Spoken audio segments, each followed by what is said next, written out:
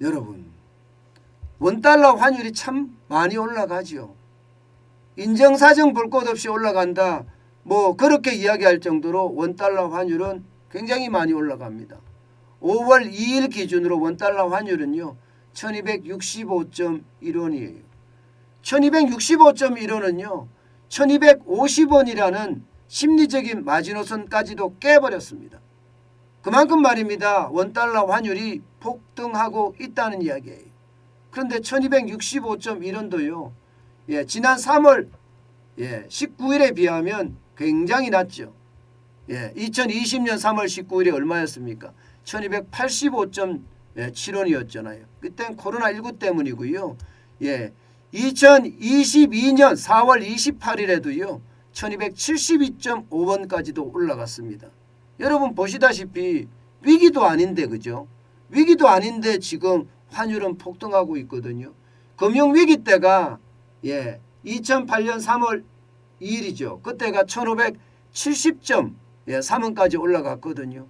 지금 우리는 지금 위기도 아니라고 하는데 환율이 폭등하고 있으니 불안하기 거지없는 겁니다. 사실 이 환율이 이렇게까지 계속 올라가잖아요. 그러면 정부 당국에서는요. 특히 외환당국에서는 환율을 막다가 외환위기를 겪을 수도 있습니다. 때문에 환율을 과도하게 시장에 개입해서 막고 있는 것 같지는 않은데요. 분명한 것은요. 정부의 시장 개입이 있어서 그나마 1265.1원을 기록하고 있는지도 모릅니다. 그만큼 말입니다. 환율은 언제 어느 때 어떻게 올라갈지 모른다. 이렇게 예상할 수 있습니다. 와, 조금 두렵기는 하죠, 여러분. 솔직히 그죠? 게다가 말입니다. 앞으로 더 오를 거냐? 일반적으로는 더 오를 거다는 게 일반적인 예측이에요. 미국의 금리를 올리고 또 여기에 양적 완화가 이루어지고 이렇게 되면요.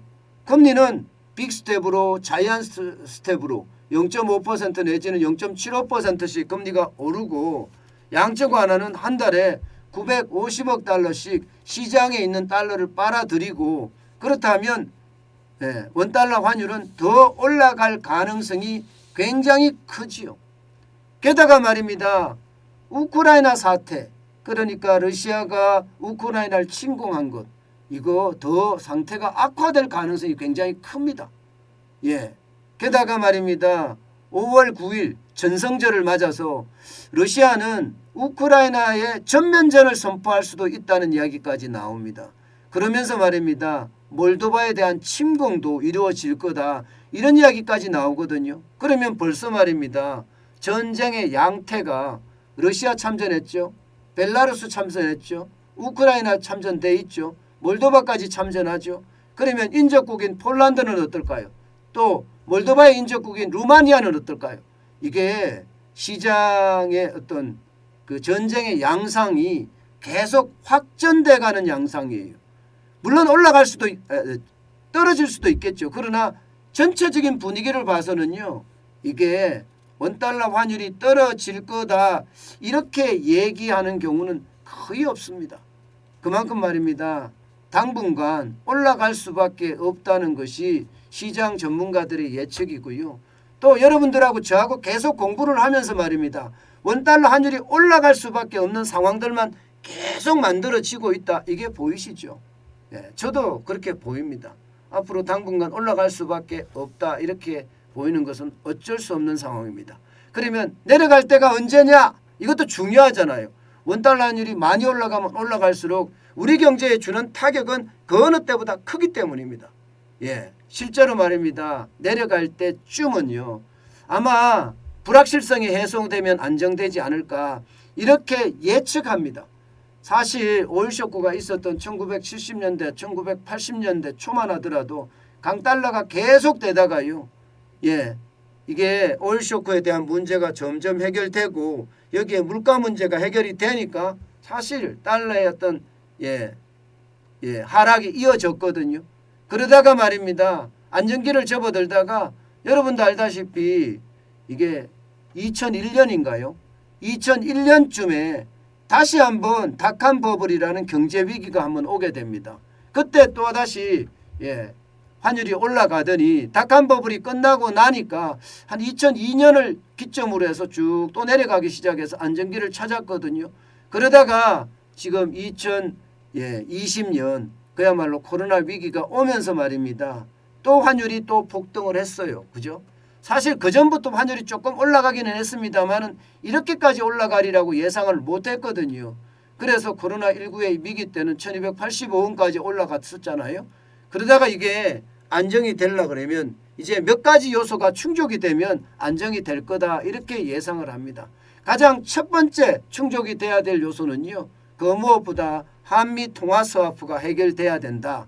이 말부터 제일 먼저 합니다. 600억 달러에 대한 한미 통화 스와프만 해결이 되면 환율의 안정기가 좀 오지 않겠느냐 이런 예상 실제로 많이 하거든요. 물론 우크라이나 사태가 더 점점 확전이 돼서 이게 전 세계 전쟁으로 만약에 커진다면 또 상황이 달라지겠지만 말입니다. 지금 현재로서는요. 한미 통화 스와프가 어떻게 체결될 것이냐 여기에 대해서 많이 달라지고요. 여기에 한일 통화 스와프 300억 달러도 마찬가지입니다. 이것도 아주 빠른 시간 내에 스와프 체결을 하고요. 그러면 안정기에 접어들 거다 이런 예상. 게다가 말입니다. 금리도 지금 미국 연방준비제도 미국 중앙은행의 금리는 6월 그죠? 5월 끝나고 나서 6월 7월 그리고 8월은 한 달 쉽니다. 9월 인상하거든요. 9월 그러면 8월 한 달 쉬니까 여기 와중에 가면 좀 안정이 되지 않겠느냐. 결국 말입니다. 7월 가기 전에 안정이 좀 찾아질 거다. 그렇지만 러시아의 문제만 러시아가 얼마나 확전을 하느냐에 따라서 굉장히 달라질 수는 있지만 말입니다.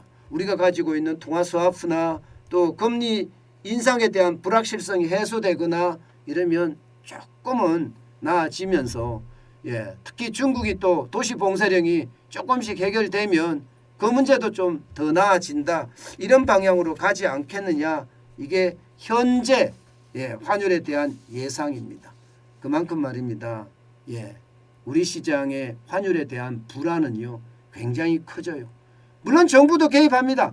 지난 3분기에만 하더라도 71억 4,200만 달러를 쏟아부었고요. 4분기에도 68억 8,500만 달러를 쏟아부었습니다.